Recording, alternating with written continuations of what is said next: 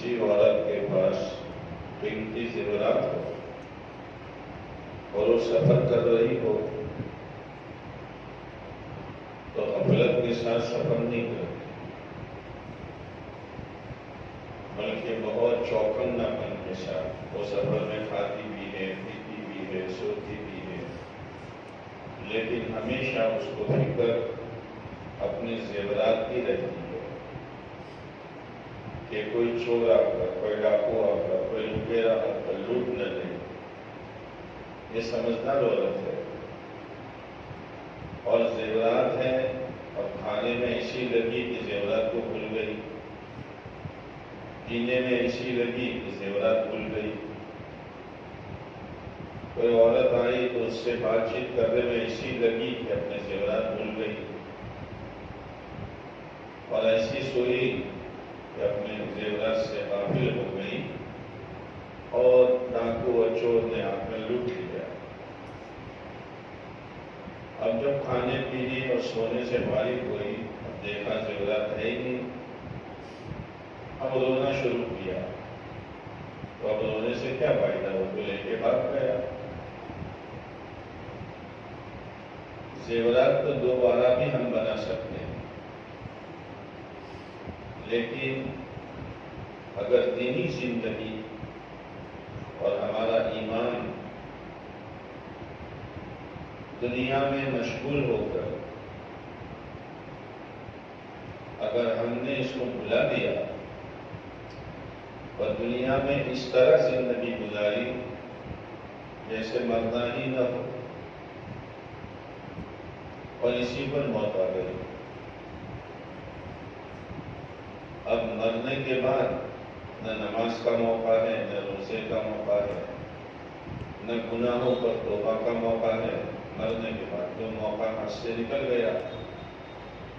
اگر ایمان بچا ہے تو جنت ہے، گناہوں کی سزا بھگتنے کے بعد، اور اگر ایمان بھی گیا ہے تو میری بہنوں ہمیشہ ہمیش کے لیے جہنم کی آگ ہے۔ اس لیے کھانا بھی ہے، پینا بھی ہے، سونا بھی ہے، گھر کی صفائی بھی ہے، شادی بیاہ میں خوشی رچانا بھی ہے، موت میت پر غم منانا بھی ہے، لیکن اپنی آخرت اور اپنی موت کو سامنے رکھ کر اور اپنے ایمان اور نیک اعمال کو سامنے رکھ کر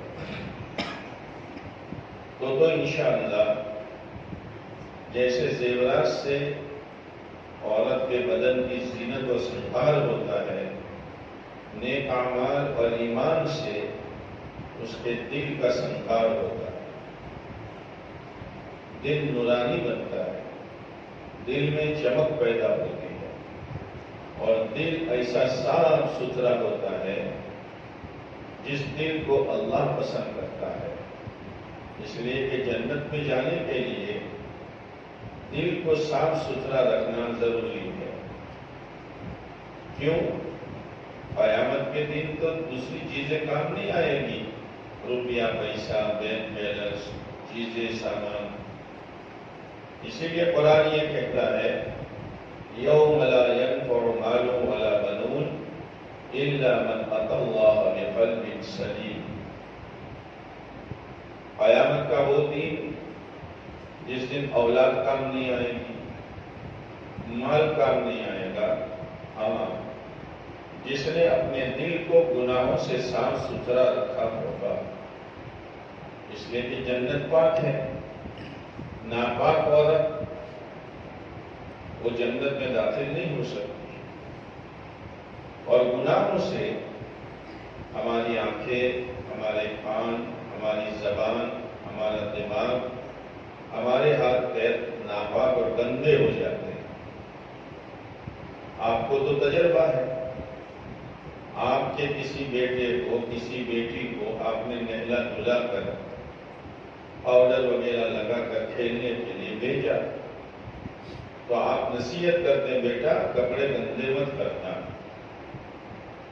اب وہ باہر گیا تو باہر کا ماحول بچوں کے کھیلنے کا، کودنے کا اور نالی سے پانی لے لے کر ایک دوسرے پر چھڑکنے کا، اب یہ آپ کی بیٹی اور آپ کا بیٹا اس میں مشغول ہو گیا، گھنٹے 2 گھنٹے ہوتے ہوتے اس کے کپڑے، اس کا بدن سب گندا ہو گیا۔ اب یہ ماں کی نصیحت کو بھول گیا، جیسے وہ ماں کی نصیحت کو بھول گیا، ہم اللہ کی نصیحت کو بھول گئے، اللہ کے نبی علیہ السلام کی نصیحت کو بھول گئے، غفلت آ گئی۔ تو غفلت کی وجہ سے آنکھیں بے قابو ہیں۔ آج کوئی عورت موبائل سے خالی ہے، کوئی جوان بچی موبائل سے خالی ہے، کوئی جوان لڑکا موبائل سے خالی ہے، اور موبائل میں وہ چیزیں دیکھی جاتی ہیں دن میں بھی رات میں بھی کہ جس سے شیطان شرما جاتا ہے۔ اب آنکھیں گندی، غلط چیزیں سننے سے کان گندے، غلط چیزیں بکنے سے زبان گندی، گناہوں کی سوچ آنے سے دماغ گندا۔ اب جانا ہے ہمیں اپنے اصلی گھر میں، دنیا تو چند دن کی جگہ ہے، اور اللہ نے اسی لیے بھیجا ہے کہ باہر کے گندے ماحول سے تم اپنے آپ کو بچانا، شادی بھی رچانا، موت میت پر غم بھی منانا، کپڑے بھی پہننا، کھانا پینا سونا سب، لیکن میری نصیحت کو مت بھولنا کہ اپنی آخرت بنا کر آنا۔ اللہ کے نبی علیہ السلام نے فرمایا دنیا تمہارے لیے اور تم آخرت کے لیے۔ دنیا ہمارے لیے ہے، کھائیں گے پیئیں گے پہنیں گے، لیکن آخرت ہمارے لیے ہے۔ اب جیسے وہ چھوٹا بچہ، جب بچے چلے گئے تو گھر آنے لگا، ماں نے دیکھ لیا، جس ماں نے نہلایا تھا، دھلایا تھا، پاؤڈر لگایا تھا، وہی ماں اس کو گھر میں گھسنے نہیں دیتی۔ مجھے کیا کہہ کر بھیجا تھا اور تجھے اپنی حالت کیا بنائی ہے؟ سیدھی باتھ روم میں لے جائے، اور باتھ روم میں لے جا کر کپڑے اتار کر نہلا کر، اور نہلاتے وقت 2-4 تھپڑے مار کر اس کو نئے کپڑے پہناتی ہے، پھر اپنے گھر میں آنے دیتی ہے۔ تو جنت اللہ کا گھر ہے، اللہ نے بنایا ہے، اس میں گنہگار عورت جس نے اپنی زندگی کو گناہوں کی وجہ سے ناپاک کیا ہے، اگر ایمان کا ٹکٹ ہے لیکن گناہ کی گندگی بھی ہے، تو اللہ تعالیٰ اس کو جہنم کے باتھ روم میں ڈالیں گے اور اس کی صفائی ہوگی۔ اللہ بہتر جانے کتنے ہزار سال جہنم میں رہنا پڑے گا۔ اب غلط چیزیں دیکھ کر آنکھیں گندی کی ہے، اب آنکھوں کو کیسے پاک کیا جائے گا؟ کہ آنکھوں کو پاک کرنے کے لیے جہنم کی آگ میں سیسا جو لوہے جیسا ہوتا ہے اس کو پگھلا کر گرم گرم آگ اس کی آنکھوں میں ڈالا جائے گا۔ میں نے کہا آپ نے سنا، آپ تو روزانہ سالن پکاتی ہو، بعض دفعہ سالن پکاتے وقت دیگچی میں سے معمولی تیل کی چھینٹ، معمولی سوئی کی نوک کے برابر آپ کی آنکھ میں اڑتی ہے، کیا حال ہوتا ہے؟ کیا حال ہوتا ہے؟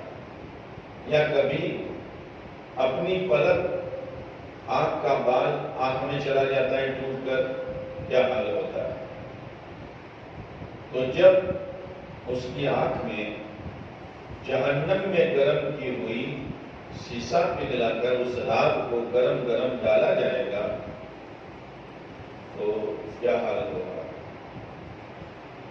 کان غلط استعمال کر کے، غیبتیں کر کے، کسی کی غیبتیں سن کر غلط چیزیں سن کر آج موبائل میں اب یہ ناپاک کان اللہ نے اس لیے دیے تھے تاکہ تعلیم سنیں، قرآن کی تلاوت سنیں، دین کی باتیں سنیں، بیانات سنیں، غریبوں کی ہمدردی کی باتیں سنیں، لیکن اس نے گناہوں میں لگا دیا، چاہے مرد ہو یا عورت، جوان ہو یا بوڑھا، اور وہ گندے کان ہیں، تو اس کی صفائی کیسے ہوگی؟ اس کی صفائی اس طرح ہوگی کہ جہنم میں لوہے کے سریے گرم کر کے اس کے کانوں میں ڈالے جائیں گے۔ میں نے کہا آپ نے سنا، لیکن معمولی کیڑا، معمولی کیڑی اگر کان میں چلی جائے تو کیا حال ہوتا ہے؟ کتنی چسکے آتے ہیں، کتنی تکلیف ہوتی ہے، دماغ کتنا بھاری ہو جاتا ہے۔ تو جب یہ لوہے کے سریے گرم کر کے آنکھوں میں ڈالے جائیں گے کیا حال ہوگا؟ زبان گناہ کر کے اس کو ناپاک کیا اور اسی حال میں مری بغیر توبہ کے، تو اس کو کیسے پاک کیا جائے گا؟ جہنم کی آگ کی کینچی سے زبان کو کترا جائے گا۔ میں نے کہا آپ نے سنا، لیکن کبھی کبھی کھاتے کھاتے زبان کا معمولی حصہ دانتوں کے بیچ میں آ جاتا ہے، کیا حال ہوتا ہے؟ کبھی سر میں درد پیدا ہوتا ہے تو کیا حال ہوتا ہے؟ اور کوئی معمولی کنکری سر پر اوپر سے گرتی ہے تو کیا حال ہوتا ہے؟ اس سر سے اور دماغ سے گناہ کی سوچ، شیطانی چیزوں کی سوچ، یہ فیشن کروں، یہ میک اپ کروں، یہ پہنوں اور گناہ کی چیزیں، تو اس کی صفائی کیسے ہوگی؟ صابن سے کہ نہ؟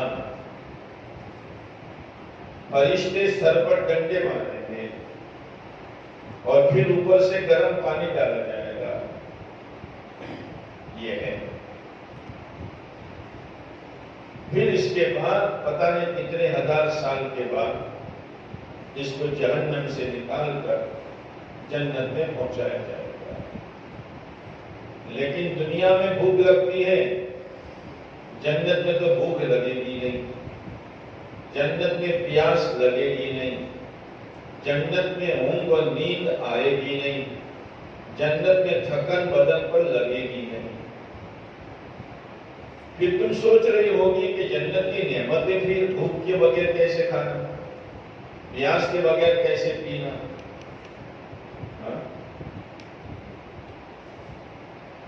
میری بہنوں، نیند تو ہماری پوری ہو جائے گی قبر میں،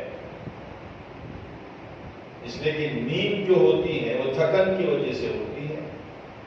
اللہ کہے گا میری بندی نمازیں پڑھ کر، روزہ رکھ کر، تعلیم میں جا کر، جماعتوں میں جا کر، اپنے بچوں کی دینی تربیت کر کے، اپنے شوہر کی فرما برداری و اطاعت کر کے اور تھک کر آئی ہے، سو جاؤ، سو جاؤ۔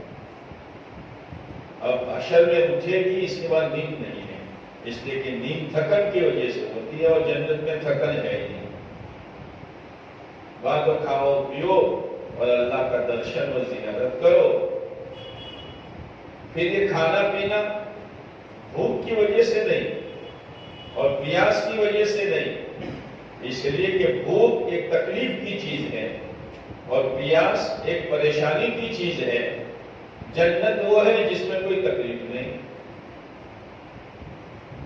تو پھر کھانا کے مزے کے لیے، پینا مزے کے لیے، لیکن عجیب معاملہ ہوگا، کروڑ سال تک عورت کھاتی رہے تو پیٹ میں کوئی گڑبڑ نہیں، پیتی رہے کوئی گڑبڑ نہیں، اور اگر کروڑ سال تک نہ کھائے نہ پیے تو کوئی کمزوری نہیں۔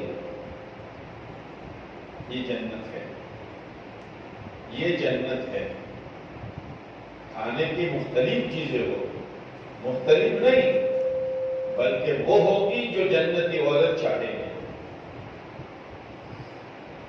جو جی میں آئے گا وہ اللہ دے دے گا. جنت میں ہماری مرضی چلے گی، دنیا میں اللہ کی مرضی چلے گی.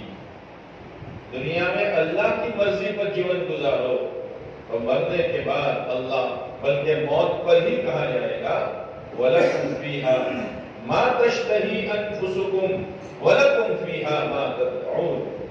او میری بندیو، تم نے میری بہت بات مانی اور میں نے جن چیزوں سے منع کیا تم رک گئے. اب میں تمہیں بشارت دیتا ہوں، تمہارے لیے وہ ہے جو تمہارا جی چاہے. تمہارے لیے وہ ہے جو تمہارا جی چاہے. پینے کے لیے 4 قسم کی نہریں ہوگی. دودھ کی نہریں، پانی کی نہریں، پاکیزہ شراب کی نہریں اور شہد اور مد کی نہریں. ایک ایک جنتی کو کم سے کم 3 نہریں اور زیادہ سے زیادہ 9 نہریں دی جائے گی. 9 نہریں دودھ کی، 9 نہریں پاکیزہ شراب کی، 9 نہریں مد کی اور 9 نہریں پانی کے نام کے میوے کی.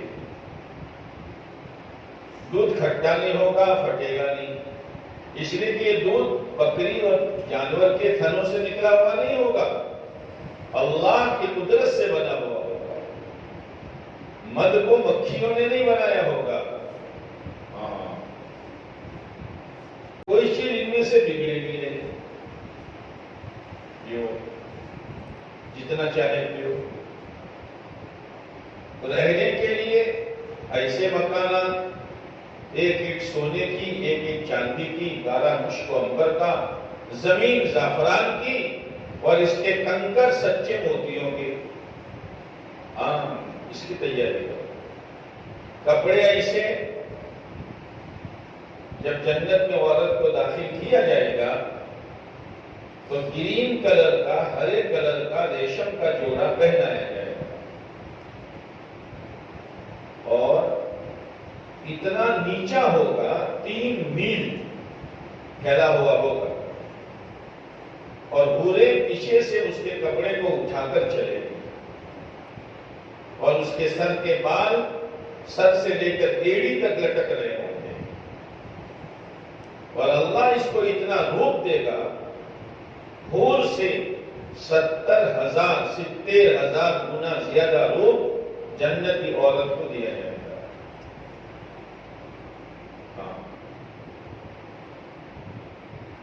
دین پر، ایمان پر، شریعت سنت پر یہ نعمت دے گی. یہ کپڑا جو پہنایا کروڑ سال کے بعد پھٹے گا نہیں، نیا لانے کی فکر نہیں. کروڑ سال تک پہننے کے بعد میلا نہیں ہوگا، دھونے کی جھنجھٹ نہیں. کروڑ سال تک پہنے گی لیکن اس کی چمک میں فرق نہیں آئے گا، نیا لانے کی ضرورت نہیں بلکہ اس کی چمک بڑھتی ہی رہے گی. اب عورتیں یہ سوچیں گی کہ ہمارے تو الگ الگ کلر چاہیے. کروڑ سال تک ایک ہی کلر نہیں. کتابوں میں آتا ہے کہ 1 سیکنڈ میں جوڑا وہی رہے گا، 1 سیکنڈ میں 70 کلر بدلے گے. ہاں، زندگی وہ ہے.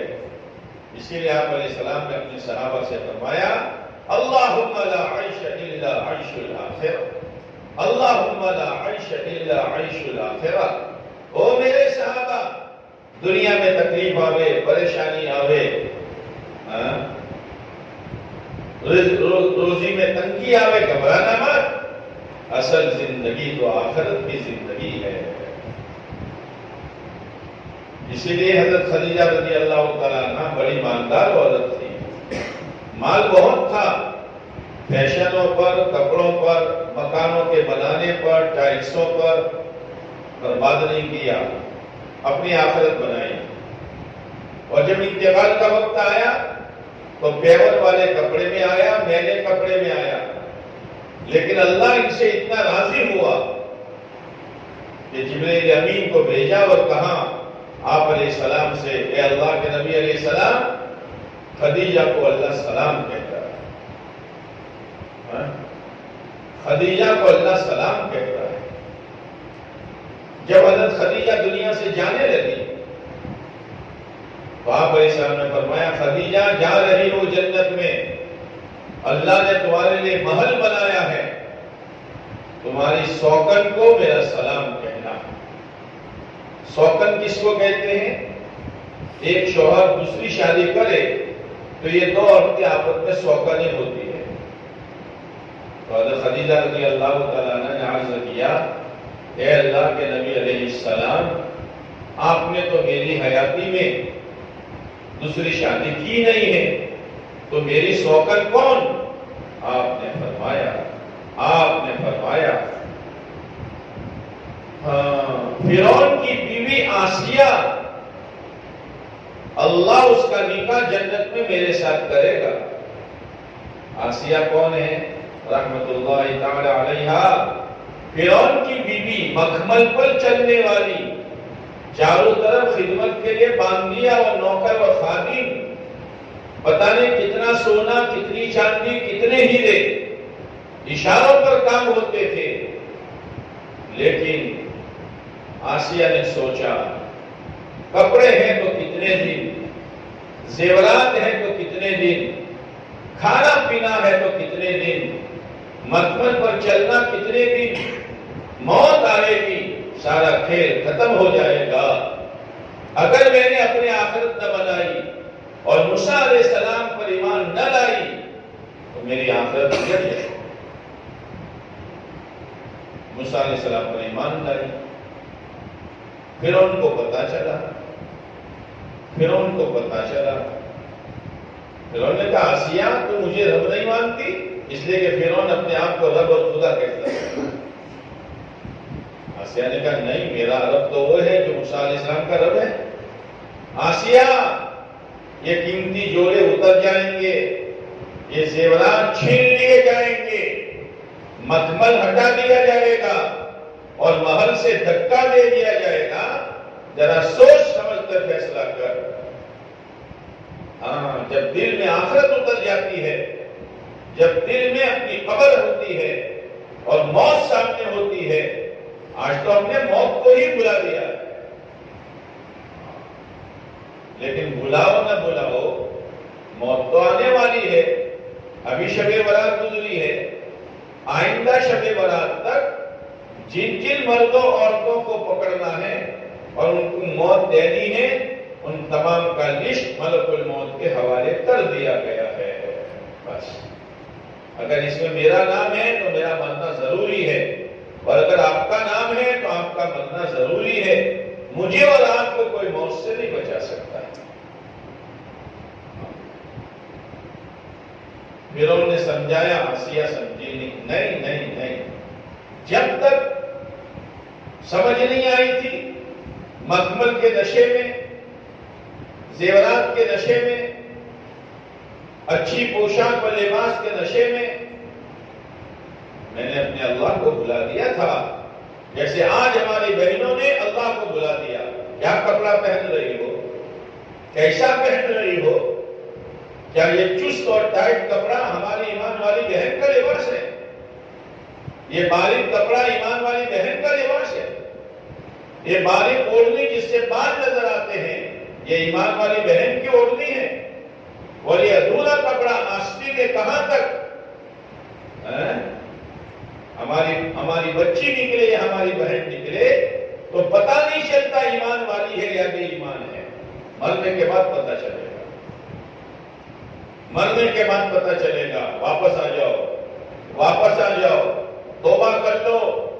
آج ہم سب توبہ کے لیے جمع ہوئے ہیں، موقع موت سے پہلے کا ہے۔ شیطان اور نفس لوٹ رہا ہے، جیسے وہ زیورات لوٹ گیا، پتہ ہی نہیں، لوٹنے کے بعد بھاگ گیا، اب رو رہی ہے۔ قیامت قیامت کے دن اتنا رونا پڑے گا کہ پانی ختم ہو جائے گا، خون کے آنسو سے رونا پڑے گا، اور خون بدن سے اتنا نکلے گا کہ اگر اس خون میں کشتی ڈال دی جائے تو چلنے لگے، لیکن اللہ کو رحم نہیں آئے گا۔ رونا ہو دنیا میں رو لو، معافی مانگ لو، اللہ غفور الرحیم ہے، اللہ غفور الرحیم ہے۔ اب فرعون نے حکم دیا مخمل سے ہٹاؤ، قیمتی جوڑے چھینو، زیورات لے لو، اس کی خدمت اور غلاموں باقیوں چھوڑ دو۔ ہاں، جس کے ناخن میں بھی درد نہیں تھا اس کو زمین پر لٹا دو، اب پھانسی دے دو۔ فرعون پھانسی کیسے دیتا تھا کہ لٹاتا تھا اور کروس میں، چوکڑی میں ایک لکڑی اس طرف ایک لکڑی اس طرف، ایک لکڑی کا کنارہ دائیں ہاتھ پر، دوسرا کنارہ بائیں پاؤں پر، اور دوسری لکڑی کا کنارہ بائیں ہاتھ پر تو اس کا دوسرا کنارہ دائیں پاؤں پر، اور کیلے لگا دیتا تھا، کیلے، اور اس طرح مارتا تھا۔ لیکن آخرت دل میں تھی۔ آسیہ نے اللہ سے کہا، قرآن نے بیان کیا ہے، رب ابن لی عندک بیتا فی الجنہ، مالک آ رہی ہوں تیرے پاس۔ اس نے تو اپنے محل سے دھکا دے دیا اور کپڑے چھین لیے اور زیورات لے لیے، مالک آ رہی ہوں، میرے آنے سے پہلے تیرے پاس میرے لیے جنت میں ایک محل بنا دے، وَنَجِّنِي مِن فِرْعَوْنَ وَعَمَلِهِ وَنَجِّنِي مِنَ الْقَوْمِ الظَّالِمِينَ، اور مجھے فرعون سے اور اس کے کرتوت سے اور ظالموں سے مجھے نجات دے۔ اس وقت میں نے رب کو یاد کیا۔ اللہ نے فرشتوں سے کہا، فرشتوں آسمان کے دروازے کھول دو اور میری آسیہ کو اس کی جنت بتا دو۔ ہاں، جنت بتائی اور اسی حال میں اللہ کے پاس پہنچ گئی۔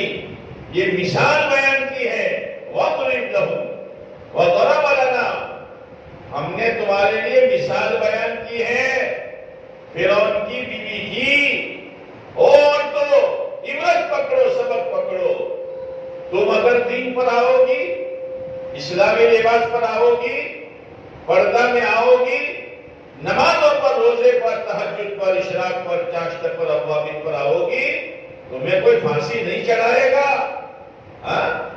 تمہارا باپ بھی خوش، تمہارا بیٹا بھی خوش، تمہارا شوہر بھی خوش، جو سنے گا وہ خوش۔ آ جاؤ، جیسے میری آسیہ آئی تم بھی آ جاؤ، اگر اپنی جنت بنانی ہے۔ ہاں، اس آسیہ کا نکاح اللہ جنت میں پیارے نبی علیہ السلام کے ساتھ کرے گا۔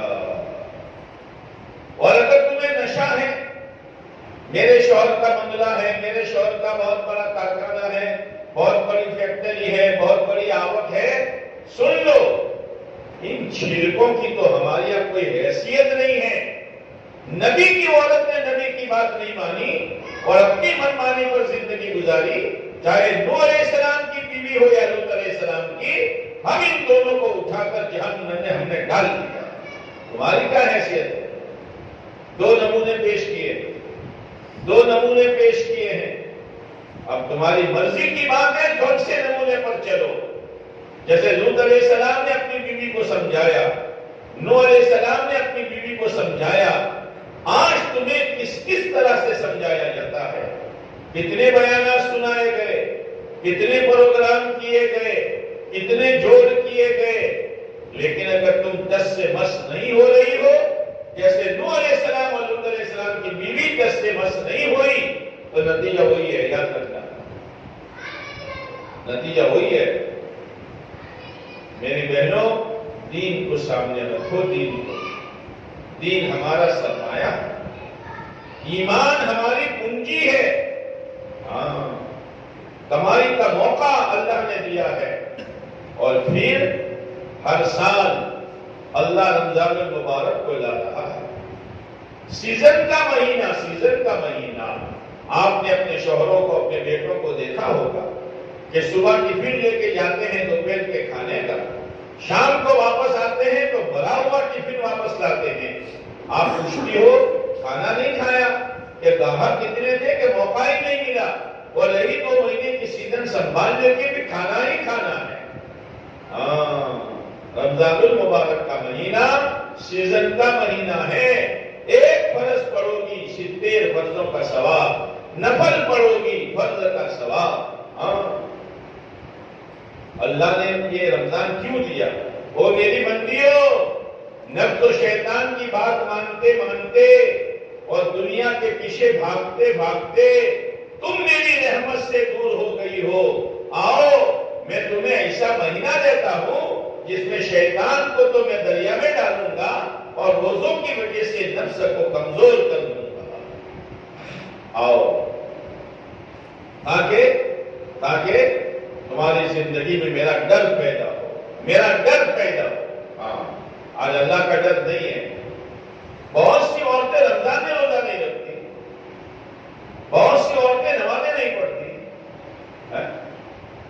شادیوں میں دیکھو، ایک اچھی خاصی عورت جس کو لوگ دیندار سمجھتے ہیں وہ بھی برقع پہن جاتی ہے، اور ایسا لباس پہنتی ہے کہ شیطان بھی شرما جاتا ہے۔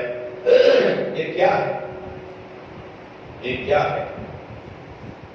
شادی ہو یا غمی ہو، مالداری ہو یا غریبی ہو، ہر حال میں ہم ایمان والے ہیں۔ اپنے ایمان کی حفاظت کرنا ہمارے لیے بہت ضروری ہے، ایمانی زندگی گزارنا۔ اس لیے آنے والے ماہ مبارک کی خوب قدر کرو، زیادہ بولنا چھوڑ دو، بغیر ضرورت کے کسی کا نام لینا چھوڑ دو، ورنہ غیبتیں ہو جائے گی، چگلی ہو جائے گی، بغیر ضرورت کے باتیں ہو جائے گی۔ بس اپنا گھر کا کام جلدی سے، یہ نہیں کہ پورا رمضان پکانے میں، کھانے میں، پینے میں اور آخری اشیاء عید کی تیاری کرنے میں، یہ نہیں ہے۔ جو کرنا ہو کر لو شعبان میں، جو خریدنا ہو خرید لو، لیکن خریدنے کے لیے تم بازار نہ جاؤ۔ اس لیے کہ آپ علیہ الصلوۃ والسلام نے جب اپنی بیٹی فاطمہ کا نکاح رضی اللہ تعالیٰ عنہ کا حضرت علی رضی اللہ تعالیٰ عنہ سے کیا تو آپ نے فرمایا علی، باہر کا کام تمہارے ذمے، بیٹی فاطمہ گھر کا کام تیرے ذمے۔ عورت گھر میں رہے، باہر نہیں نکلے، ہاں ضرورت کی وجہ سے نکلے گی، لیکن شرم حیا کی چال چلے گی، راستے کے ایک کنارے پر چلے گی۔ عورت کے چہرے کو، ایمان والی عورت کے چہرے کو جو چاہے دیکھ لے۔ ایمان والی عورت تو ڈائمنڈ اور ہیرا ہے، اس کو تو تجوری میں رکھا جاتا ہے، پتھر کا ٹکڑا نہیں ہے۔ پتھر کا ٹکڑا ہر ایک ٹھوکر مارتا ہے اور ہر ایک دیکھتا ہے، اس کی کوئی حیثیت نہیں ہے۔ اللہ نے تم کو ڈائمنڈ اور ہیرا بنایا ہے، اور تمہاری تجوری تمہارا گھر ہے۔ وَقَرْنَ فِي بُيُوتِكُنَّ، قرآن کہتا ہے، او میری بندیوں، او میری ایمان والی بندیوں، گھروں میں قرار پکڑ لو، نہ نکلو، اور قرار پکڑ کر وَأَقِمْنَ الصَّلَاةَ وَآتِينَ الزَّكَاةَ وَأَطِعْنَ اللَّهَ وَرَسُولَهُ، اللہ رسول کی بات مانتی رہو۔ اور ایک جملہ اس سے پہلے فرمایا وَلَا تَبَرَّجْنَ تَبَرُّجَ الْجَاهِلِيَّةِ الْأُولَىٰ، ایک زمانہ تھا کوئی سمجھانے والا نہیں تھا، ایک زمانہ تھا دعوت کا کام نہیں تھا، ایک زمانہ تھا اس شہر میں کوئی عالم نہیں تھا، لہذا عورتیں بیچاری جہالت میں بنا و سنگار کر کے نکلتی تھی۔ میری بندیوں، اب وہ جہالت چھوڑو۔ جو عورت چست کپڑا پہنے گی جس سے بدن کا ڈھانچہ نظر آئے، جو عورت باریک کپڑا پہنے گی جس سے بدن کا رنگ نظر آئے، اور جو عورت ادھورا کپڑا پہنے گی وہ جنت میں کیا جائے گی؟ جنت کی خوشبو جو 500 سال دوری سے آئے گی وہ خوشبو بھی اس کے لیے حرام ہے۔ اپنے ہاتھوں اپنے پیروں پہ کلہاڑے نہ مارو۔ ایمان والی عورت کا لباس بدن سے ڈھیلا ہوگا، ایمان والی عورت کا لباس موٹے کپڑے کا ہوگا، ایمان والی عورت کا لباس پورا ہوگا۔ کیا مطلب پورا؟ پورا کا مطلب کیا؟ کہ اس کی آستین ہاتھ کے پنجے تک ہوگی۔ آج آستینیں کہاں جا رہی ہے؟ اور نیچا کتنا ہوگا؟ گھٹن سے 2 ویر اور 2 بالشت نیچے، تاکہ شرم حیا باقی رہے۔ ڈھیلا ہوگا، موٹے کپڑے کا ہوگا، پورا ہوگا۔ یہ ایمان والی عورت کا لباس ہے۔ ایمان والی عورت اس کو اس کا باپ، اس کا نانا، اس کا دادا، اس کا بیٹا، اس کا پوتا، اس کا نواسا، اس کا سگا بھائی، سگا ماموں، سگا چچا، اور اس کے لڑکی کی اولاد اور لڑکے کے لڑکے یہ دیکھ سکتے ہیں۔ بہنوں ہی نہیں دیکھ سکتا۔ چچا کا لڑکا، ماموں کا لڑکا، پھوپھی کا لڑکا، خالہ کا لڑکا، بہنوں ہی نہیں دیکھ سکتا۔ حرام حرام ہے۔ آج کل کیا ہو رہا ہے؟ دوا کھانے جاوے تو ڈاکٹر اس کو دیکھ رہا ہے، کپڑا لینے جاوے تو ویپاری اس کو دیکھ رہا ہے، سبزی لینے جاوے تو سبزی بیچنے والا غیر اس کو دیکھ رہا ہے، رکشا میں بیٹھے تو رکشا والا اس کو دیکھ رہا ہے۔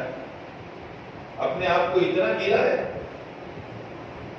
یہ عورت یہ کہتی ہے اللہ مجھے ڈائمنڈ نہیں بننا، مجھے پتھر بنا دے تاکہ ہر ایک دیکھے۔ پتا چلے گا مرنے کے بعد۔ شریعت شریعت ہے، شریعت شریعت ہے۔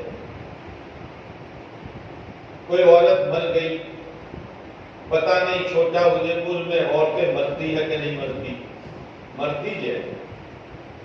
اگر نہ مرے تو ایک گھر میں کتنی بڈھیاں جمع ہو جائے گی، کون سنبھالے گا؟ جب عورت مر گئی تو اس کا شوہر اس کا چہرہ دیکھ سکتا ہے، اس کو ہاتھ نہیں لگا سکتا۔ شریعت نے منع کر 40 سال تک میاں بیوی رہے۔ اب معاملہ بدل گیا۔ اس عورت کو قبر میں اتارنا ہو تو یہ اعلان نہیں ہوتا مضبوط 4 جوانی آ جاؤ، نہ، اس کا بیٹا، اس کا پوتا، اس کا نواسا، اس کا بھائی، اس کا باپ، اس کا شوہر بھی نہیں۔ اور قبر میں اتارو، وہ تو کفن پہنے ہوئی ہے نا، لیکن قبر میں اتار دو، قبر کو بھی جھانپ لو، اور وہ قبر میں اتارنے والے اس پردے کے نیچے رہ کر بہن کو قبر میں اتاریں گے تاکہ اس مری ہوئی عورت کے کفن پر بھی کسی غیر محرم کی نظر نہ پڑے۔ اب میں آپ لوگوں سے ایک سوال کرتا ہوں، قبرستان ہے، سینکڑوں قبریں ہیں، یہ بہن بھی قبر میں جا رہی ہے، جوان بہن کی اچانک انتقال ہو گیا، اس کے 2 چھوٹے چھوٹے بچے روتے روتے قبر کے کنارے آئے، اس کے شوہر کی تو دنیا ہی لوٹ گئی، اس کا بوڑھا باپ ٹپ ٹپ آنسو بہاتا ہے، پورے محلے پر صدمہ ہے۔ میں آپ سے پوچھتا ہوں، اگر اس وقت بہن کو قبر میں اتارتے وقت چادر نہ ڈھانکی جائے، اوپن اتارا جائے، یعنی اس کی کفن کو ہر ایک دیکھے، تو کیا قبرستان میں رہ کر بہن قبر میں جا رہی ہے، پورے محلے پر صدمہ ہے، کوئی ایسا کالے دل کا آدمی ہوگا جو بہن کے کفن کو دیکھ کر اپنی نیت خراب کرے؟ اس وقت بھی اللہ کہتا ہے میری بندی کو پردے کے ساتھ بچاؤ۔ اللہ کا حکم ہے، جیسے نماز فرض، مال ہے، نصاب ہے تو زکات فرض، رمضان آئے تو روزہ فرض، طاقت ہو تو حج فرض، اسی طریقے سے میری بہنوں پردہ فرض ہے، فرض۔ کب تک ایسے جیون گزارو گے؟ سینکڑوں عورتیں بے پردگی کا جیون گزارتے گزارتے قبروں میں پہنچ گئی۔ اللہ بہتر جانتا ہے قبر میں ان کے ساتھ کیا معاملہ ہوتا ہے۔ پردے کا اہتمام کرو، شرماؤ نہیں، شیطان آئے گا۔ اتنے دنوں تک تو پردہ کیا نہیں، اب چچا کا، ماموں کا، پھوپھی کا، خالہ کا اور بہنوں یہ آئیں گے کہ لو یہ تو اوچھل میں آ گئی، اوچھل میں بزرگ بن گئی، بزرگ، چلو اللہ معاف کرے گا۔ اچھا کوئی عورت ایسی ہے جو زہر کھا گئے وہ یوں کہ اللہ بچا لے گا، کوئی ہے چھوٹا بزرگ؟ کسی کی پرواہ نہ کرو، آج سے نیت کرو کہ آج سے لے کر میرا جنازہ اٹھنے تک میرے چہرے پر کسی غیر محرم کی نظر نہیں پڑے۔ کچھ نیتیں کر کے جاؤ، کچھ نیتیں کر کے جاؤ، لباس اسلامی پہنو، اور ایک ایمان والی عورت کا گھر کی چار دیواری میں رہ کر کیا کام ہے؟ کیا کام ہے؟ پھلکیاں بناؤ، پھلکیاں، ہے نا، سالن پکارو، روزانہ کر دو، اور سالن پکارو تو پورے محلے میں ایسی خوشبو جائے کہ ہر ایک کے منہ میں پانی آئے۔ اس نے پکارا، اس نے پکارا کہ مریم نے، اچھا مریم نے، یہ کام ہے۔ یہ تو بے ایمان عورتیں ہم سے زیادہ اچھا کرتی ہیں، چٹاکے دار بناتی ہے، تم بھی بناتے ہوگی۔ یہ کام نہیں ہے، تو ضرورت ہے۔ کام کیا ہے؟ روزانہ تلاوت، روزانہ اللہ کا ذکر، ہر کام سنت کے مطابق، اپنے شوہر کی اطاعت اور فرما برداری۔ بعض مرتبہ عورت حاوی ہو جاتی ہے، شوہر کی عبادت تم کو خبر نہ پڑے، وہ بیچارہ چپ ہو جاتا ہے۔ بہویں آ گئی، بڑی بڑی لڑکیاں ہیں، ان لڑکیوں کے سامنے اس کی ماں اس کے باپ کو ڈانٹ دیتی ہے، اور بہوؤں کے سامنے بہو کے فسل کو اور اپنے شوہر کو ڈانٹ دیتی ہے، وہ بیچارہ کچھ بولتا ہی نہیں ہے۔ کتنی نمازیں پڑھ لو، کتنی روزے رکھ لو، کتنی عبادتیں کر لو، اگر اس حال میں تم مری ہو کہ تمہارا شوہر تم سے ناراض ہے، جنت میں نہیں جا سکتی ہو۔ شوہر کی اطاعت، اپنے بچوں کی دینی تربیت، بچہ جھوٹ نہ بولے، بچہ گالی نہ بکے، بچہ لڑکا بغیر ٹوپی کے اور لڑکی بغیر اوڑھنی کے اور بغیر ہاتھ دھوئے، بغیر دعا پڑھے کھانا نہ کھائے۔ چھوٹے بچوں کے ساتھ سمجھدار عورتیں جو ہے نا، جب بچہ صبح اٹھتا ہے بولتا نہیں، لیکن اٹھنے کی دعا ماں پڑھتی، بیٹا پڑھ، وہ تو نہیں پڑھتا، سلانے کی دعا ماں پڑھتی ہے۔ تم اس کو معمولی مت سمجھنا۔ ایک بچے کو اس کی ماں نے مدرسے میں پڑھنے کے لیے بھیجا۔ میری بہنوں، اپنی اولادوں کو مدرسے میں بھیجو، پابندی کے ساتھ بھیجو۔ تم تو کام کرو گی، اس کا باپ دھندا کرے گا۔ بچے جو قرآن پڑھیں گے، کتاب پڑھیں گے، دعائیں پڑھیں گے، یہ سارا تمہارے نامہ اعمال میں جمع ہوگا۔ یہ تمہاری آخرت کی آوک اور بینک بیلنس ہے۔ غیر حاضری نہ کرو، غیر حاضری نہ کرو۔ اب بچہ شروع میں تو مولوی صاحب الف با پڑھاتے ہیں، بسم اللہ پڑھاتے ہیں۔ مولوی صاحب تھوڑا تھوڑا کر کے بسم اللہ پڑھائی، کہا بیٹا پڑھو، میں پڑھاتا ہوں۔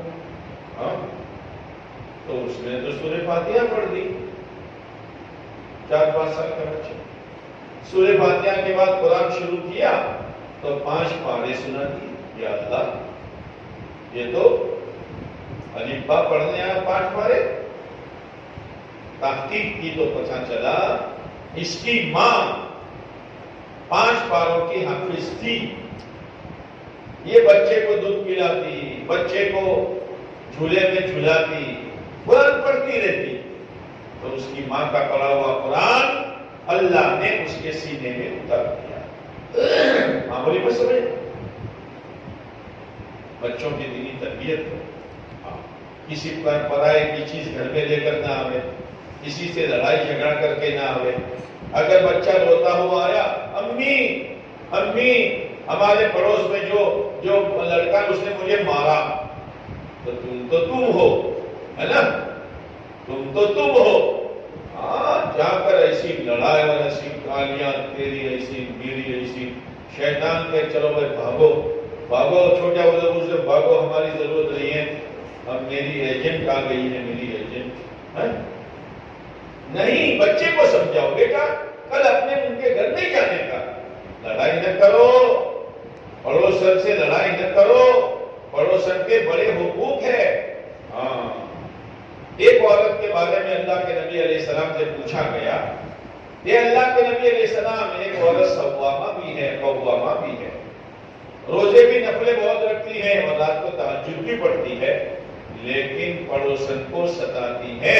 آپ نے فرمایا وہ جہنمی ہے۔ ہاں، اپنی نیکیاں بچاؤ۔ بات پڑوسن ایسی ہو تو خواہ مخواہ کے لیے لڑائی جھگڑا کرے، صبر کر لو، اپنے اس کے جیسے نہیں بننے کا، کل اللہ اس کو سدھارے گا۔ پڑوسیوں کے ساتھ اچھا سلوک کرو، بچوں کی دینی تربیت کرو، اس لیے کہ مولوی صاحب مدرسے میں سب کچھ سکھاتے ہیں، لیکن گھر آنے کے بعد ایسا گندا معاشرہ ہے کہ ساری تعلیم پر پانی پھر جاتا ہے۔ ایک بچی مدرسے میں آئی، نقاب اوڑھ کر آئی، شرم کا لباس پہن کر آئی، ہر جگہ مدرسے نے یونیفارم طے کیا ہے تو وہ اسلامی یونیفارم پہنتی رہی 7 سال 5 سال 10 سال، لیکن جہاں پڑھ کر فارغ ہوئی اس کو بھی پتا نہیں میں نے کیا پڑھا۔ اب اس کی ماں میں پردہ نہیں، اس کی ماں کے بدن پر اسلامی لباس نہیں، تو وہ بچی یہ سمجھتی ہے آج تک جو میں نے پڑھا وہ تو مدرسے کا لباس تھا، اب میں تو وہ پہنوں گی جو میری بھابھی پہنتی ہے، میری بڑی بہن پہنتی ہے اور میری امی پہنتی ہے، لہذا امی بھی گھر میں بیٹھتی ہے اور اوڑھنی گلے میں ہوتی ہے، گھر میں نہیں بیٹھتی۔ ہاں، چھوٹے ادے پور کی عورتیں تو باہر بیٹھتی ہیں، دروازے کے باہر کرسیاں لے کر پنچایت کرتی ہے۔ کیوں باہر آئی تو؟ گھر کاٹتا ہے، باہر بیٹھتی ہے۔ آنے والا آئے، جانے والا جائے، بلا سے آئے جائے، سر کھلے ہیں۔ یاد رکھنا، جو عورت ایمان والی اپنے بالوں کو غیر محرموں کو نہیں چھپائے گی اور دکھائے گی، قیامت کے دن اللہ اس کے بالوں کو پکڑ کر جہنم کے آنکڑے سے لٹکائے گا اور وہ لٹک رہی ہوگی اور نیچے آگ جل رہی ہوگی۔ میں نے بات کہی، آپ نے سن لی۔ کوئی عورت آپ کے 10-12 بالوں کی لٹ لے کر کھینچے زور سے، کیا ہوتا ہے؟ جب پورا وزن بالوں پر ہوگا وہ لٹک رہی ہوگی اور نیچے آگ جل رہی ہوگی، کیسے برداشت کرو گی؟ باہر مت بیٹھو، باہر مت بیٹھو، باہر مت بیٹھو، بالکل مت بیٹھو۔ غیر محرم کی نظر تم پر پڑے گی، تمہاری نظر غیر محرم پر پڑے گی۔ اس لیے میری بہنوں، لمبی بات مجھے کرنی نہیں ہے۔ رمضان آ رہا ہے، روزانہ صلاۃ و تسبیح پڑھو، اشراق پڑھو، چاشتہ پڑھو، اوابین پڑھو، سحری کے لیے تو اٹھنا ہی اٹھنا ہے، تہجد پڑھو، 15 منٹ 20 منٹ آدھا گھنٹہ لمبا وقت فارغ کر کے دامن پھیلا کر اللہ سے اپنے لیے، اپنے بچوں کے لیے، اپنے شوہر کے لیے، اپنے ماں باپ کے لیے، بھائی بہن رشتے داروں کے لیے، پوری امت مسلمہ کے لیے ہدایت مانگو اور یہ کہو کہ اللہ، اے اللہ تو مجھے میرے نفس کے حوالے مت کرنا۔ یسوع علیہ السلام کتنے بڑے نبی، لیکن یسوع علیہ السلام اللہ سے کہہ رہے ہیں وَمَا أُبَرِّئُ نَفْسِي، اے اللہ مجھے میرے نفس پر بھروسہ نہیں ہے، وہ تو بہت بدماش ہے، بہت بدماش۔ ان النفس لأمارۃ بالسوء، اس لیے کہ نفس ہمیشہ برائی کی طرف لے جاتا ہے۔ نفس کی مثال کیسی ہے معلوم ہے؟ جیسے کتے کی پشڑی اور دم۔ ہمارے یہاں تو کتے کی پشڑی ٹیڑھی ہوتی ہے، چھوٹا ادے پور تو سدھرا ہوا ہے، چھوٹا ہے لیکن بڑا ہے، تو تمہارے یہاں کتے کی پشڑی سیدھی ہوتی ہوگی، اور یہ پوچھڑی اتنی ٹیڑھی ہے کہ زمین میں دفن کرو 100 سال کے بعد نکالو تو ٹیڑھی کی ٹیڑھی. تو نفس بھی ٹیڑھا کا ٹیڑھا. اب یہ پوچھڑی کو سیدھا کرنا ہو تو وظیفے پڑھو، ہے نا، اور پھوکے مارو. یہ کہ نہ، ایک ڈنڈا باندھو. پوچھڑی پر کیا باندھو؟ ڈنڈا، سیدھی. لیکن بھروسہ مت کرنا، جس دن کھولو گے اس دن ٹیڑھی. تو نفس پر ڈنڈا باندھو اللہ کے حکم کا اور پیارے نبی علیہ السلام کے طریقے کا، تو نفس سیدھا ہو جائے گا. اور موت تک ڈنڈا باندھے رکھو، ہاں، ورنہ وہ ہمیں پھنسا دے گا. اس لیے اللہ کے نبی علیہ السلام کی دعا ہے، اللہم لا تکلنی الی نفسی طرفۃ عین. اے اللہ کے نبی علیہ السلام کہہ رہے ہیں، اپنی امت کو سبق دے رہے ہیں، دیکھو اے اللہ تو مجھے، میں آنکھ بند کروں اور کھول پلک جھپکنا کتنی دیر ہوتی ہے؟ آدھا سیکنڈ بھی نہیں. اتنی دیر بھی تم مجھے میرے نفس کے حوالے مت کرنا.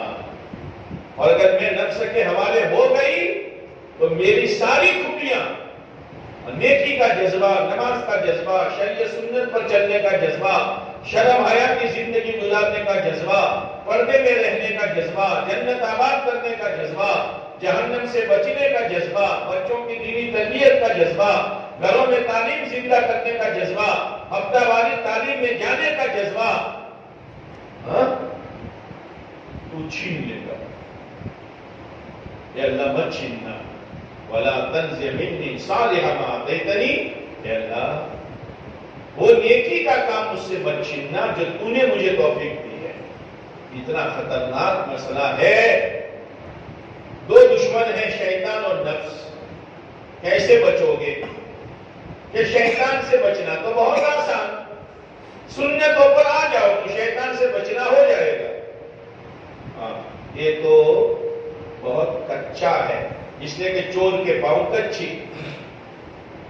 کوئی چور چوری کرنے آوے اور چھوٹا بچہ نیند میں روئے اور اس کی ماں آدھی نیند میں آدھے جاگنے میں، بیٹا سو جا، چور بھاگ جائے گا، یہ تو جاگ رہے ہیں. ایک لوہار تھا، لوار، جو لوار کا کام کرتا تھا، لوہے کو کٹنا پیٹنا، پھاوڑے کدالی وغیرہ بنانا. اب وہ تو جیسا آدمی دن گزارتا ہے، رات میں اسے بکتا ہے. اب وہ لوہار جو تھا وہ تو تھکا ہوا آیا تھا، سو گیا تھراٹے. بیوی ابھی سوئی نہیں تھی اور دروازے پر چور آ کر کھڑا ہو گیا. عورت کا دل کمزور، تو بعد دفعہ دل ایسا بند جاتا ہے کہ بول بھی نہیں سکتی، اور وہ کھڑا ہے، اس کو معلوم ہے کہ شوہر سویا ہوا ہے. عورت بیچاری گھبرا گئی. عورت کا نام فاطمہ. اتنے میں اس کا شوہر بڑبڑانے لگا، نیند میں بکنے لگا، او فاطمہ، وہ ہتھوڑا لا، ہتھوڑا. وہ تو ہتھوڑا، تو چور بھاگ گیا. یہ بھی جاگ رہا ہے. صبح ہوئی تو بیوی نے کہا تم تو مزے سے سوئے، مجھے تو نیند نہیں آئی. کیوں نہیں آئی؟ کہ تمہارے سونے کے بعد وہ آیا تھا، میرا دل بن گیا، گھبرا رہی تھی. اچھا ہوا تم بکنے لگے. روزانہ بکو تاکہ چور آوے نہیں. شیطان کے پاؤں کچے. سنتوں پر آؤ گے شیطان سے بچاؤ ہو جائے گا. کھانے کی، پینے کی، سونے کی، گھر میں داخل ہونے کی، گھر سے نکلنے کی، کپڑا پہننے کی، کپڑا اتارنے کی. ہاں، بلکہ اللہ نے آپ کو تو موقع دیا ہے. کھانا پکاتے پکاتے درود شریف پڑھو، جھاڑو لگاتے لگاتے اللہ کا نام لو. ہاں، کپڑا دھوتے دھوتے اگر غسل خانہ ہے اس میں ساتھ میں کوئی ایڈجسٹ نہیں ہے تو وہاں ناپاکی نہیں ہے، اللہ کا ذکر کرتے رہو. ہاں، شیطان قریب میں نہیں آئے گا. نفس بہت بڑا خطرناک ہے. تو نفس سے بچاؤ کیسے ہوگا؟ کہ نفس سے بچاؤ ہوگا اپنی موت کو یاد کرنے سے. مرنا ہے، مرنا ہے، مرنا ہے، بس اس کو مت بھولو، تو پھر نفس کا داؤ نہیں چلے گا. اس لیے میری بہنوں، نیت کرو دین پر جینا ہے اور دین پر مرنا ہے۔ اس کے ساتھ ساتھ اپنے جوانوں کو سمجھاؤ۔ جوانوں کے بالوں کی کٹنگ دیکھی ہے آپ نے آج کل جو چلی ہے وہ؟ اور جوان بچیوں کا لباس دیکھا ہے آپ نے؟ ہمارے سامنے ابھی ہمارا جنازہ نہیں اٹھا اور ہمارے جوانوں کا یہ حال ہے جیسے اسلام سے کوئی تعلق ہی نہ ہو۔ دونوں کانوں میں وہ دونوں سانپ لگا کر سن رہا ہے، پتہ نہیں کیا سن رہا، بچی بھی سن رہی ہے، کوئی بات ہوئی؟ تربیت کرو، چھوٹوں کی بھی بڑوں کی بھی۔ اور بہترین تربیت کا راستہ یہ ہے کہ اللہ کے راستے میں ان کو بھیجو، لڑکوں کو، اور بچیوں کو نہیں، لڑکوں کو بھیجو جو 16 سال کے اوپر کے ہیں، 3 دن بھیجو، عشرے میں بھیجو، اگر وہ پڑھ رہے ہیں تو ویکیشن میں چلے میں بھیجو، اور اگر کاروبار میں تو ابھی شعبان کی جماعتیں بنے گی اس میں بھیجو، اپنے شوہروں کو اللہ کے راستے میں بھیجو، اور تم بھی ہر تیسرے مہینے 3 دن لگاؤ، سال میں 1 مرتبہ 10 دن لگاؤ، 3 سال 10 دن لگا کر پھر آگے چلنے میں جاؤ، انشاءاللہ دین اگے گا، دین اگے گا۔ گھر کی تعلیم مضبوط کرو، روزانہ آخرت سنو، اعمال سنو، ہفتہ والی تعلیم میں شرکت کرو، اور اس کے علاوہ میری بہنوں اللہ کے احکامات میں سب سے بڑا حکم نماز ہے۔ نماز نہ چھوڑو، نہ چھوڑو، نہ چھوڑو۔ نماز چھوڑنا بہت بھینکر گناہ ہے۔ کتابوں میں آتا ہے جس کی زندگی میں نماز نہیں اس کی زندگی میں اسلام نہیں، جیسے جس کا سر نہیں اس کی زندگی نہیں۔ نمازوں کا اہتمام کرو، وقت ہوتی اذان ہوتی نماز کی فکر کرو، پوری نماز پڑھو۔ اللہ کا شکر ہے کہ فجر میں تو ہم 4 پڑھتے ہیں، لیکن ظہر میں ڈنڈی مارتے ہیں، ظہر کی 12 ہے تو 8 پڑھتے ہیں۔ کتنی پڑھتے ہیں؟ کتنی پڑھتے ہیں؟ 10۔ 4 سنتیں آگے کی، 4 فرض اور 2 سنتیں۔ ارے 2 نفل پڑھنا ہے، آخرت بنے گی۔ اور اثر میں تو نفلیں پڑھتے نہیں ہیں، 4 پڑھتے ہیں۔ مغرب میں 3 فرض، 2 نفل، 2 سنت، 7۔ ہم کتنی پڑھتے ہیں؟ 5۔ 3 فرض، 2 سنت۔ عشاء کی 17 رکعتیں، عشاء کی 17 رکعتیں، ہم پڑھتے ہیں 9۔ نہیں میری بہنوں، روزانہ نفل پڑھو گے انشاءاللہ آخرت کی تیاری ہوگی۔ دھیان کے ساتھ نماز پڑھو، دنیا کی جنجال کے ساتھ نہ پڑھو، روزانہ صبح شام اللہ کا ذکر کرو، قرآن پاک کی تلاوت کرو۔ رمضان آ رہا ہے، ابھی سے مجھے 4 قرآن، مجھے 5 قرآن، مجھے 10 قرآن، مجھے روزانہ صلاۃ التسبیح۔ جس کا رمضان صحیح گزرا پورا سال صحیح گزرے گا۔ اور اپنے بچوں کی دینی تربیت کرو، اپنے شوہر کی فرما برداری و اطاعت کرو۔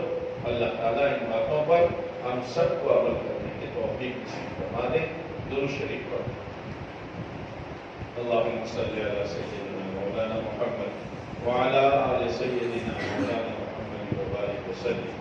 ربنا ظلمنا انفسنا وإن لم تغفر لنا وترحمنا لنكونن من الخاسرین۔ ربنا هب لنا من ازواجنا وذرياتنا قرة اعین واجعلنا للمتقین اماما۔